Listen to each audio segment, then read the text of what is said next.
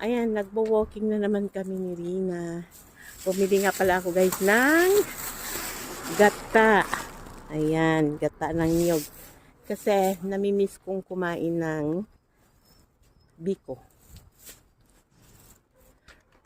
Matagal ko nang gusto. Kasi nakakain ako ng biko. Ano pa? Pasko yata or New Year. Sa kakapanood ng YouTube, nakikita yung gumagawa ng mga malagkit. Nainggit tuloy ako. Gusto kong kumain ng biko. Meron pa naman akong malagkit. Hindi ko alam kung 1 or 2 cups pa. So, kasya na yun. So, bumili ako ng gata para magbiko ako mamaya. Yan. Kasi malakas ang loob ko. Alam nyo guys, kasi nagmo-monitor ako ng health syempre. Tumatanda na tayo. Kumuha ako ng aking blood sugar. And my blood sugar is excellent. It's 95. So, I said, pwede akong kakain ng or magluto ng biko. Nandito uli kami sa Prutusan kasi si Rina. Gustong bumili ng pungkan dito. Mas masarap na kasi at mas matamis ang pungkan dito. Kaya yun, dito kami uli. I will take the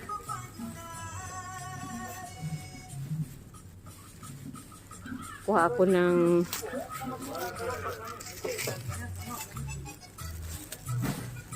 You like this, Nakon? I have. Itong gusto niya na pungkat kasi seedless siya at matamis. Malambot na matamis na juicy. Strawberry, oh. Lalaki. Tapos ito, blueberry. May quail egg. Yan, magbabayad na si Rina. Magkano kaya yung 9 piraso na pungkan? Pero medyo may kalakihan. Melon yan. May ano sila, oh. Melon? No, I don't think so. May ano sila, oh. Yung baga sa aming kabugaw. Ano ba tawag sa Tagalog nun? May melon. Bagong-bago. Fresh na fresh. Where are you going? You will... bibili pala daw kami ng tinapay. Bagets na gusto niya. Tinapay na naman. Okay, we will cross here. Ang jeep na to. Yan ang gusto kong jeep. Pangharapa sa Kaso lang, Diyos ko po, milyones ang presyo. May guys sa bakery dito. Dito lang naman yun malapit.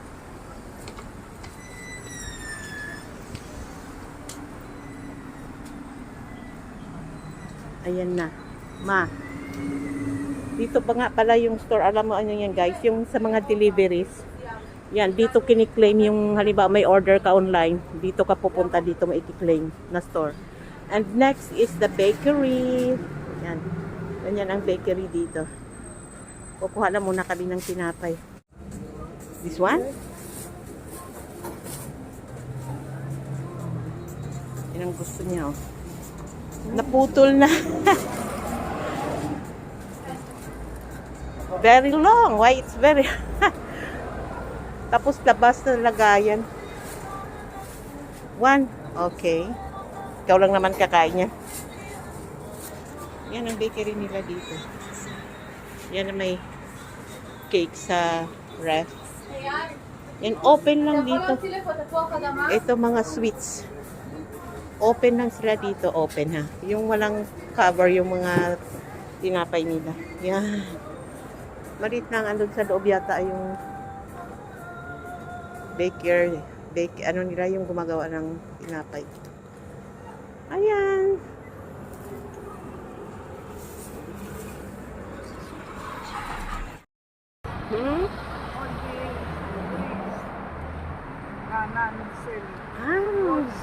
Na, yung place daw na to hanggang taas kanila daw. Kanina daw yung store na to before. Sabi ni Rina, it's your store before? Yeah, I tell you. Ayan. Pero binenta daw ng anak niya. Sayang nasa corner pa naman, nasa main road. It's Haval, Rina. Dati, tawid tayo, tawid.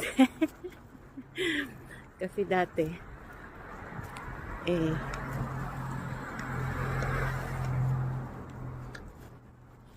may kaya sila. Masabing may kaya.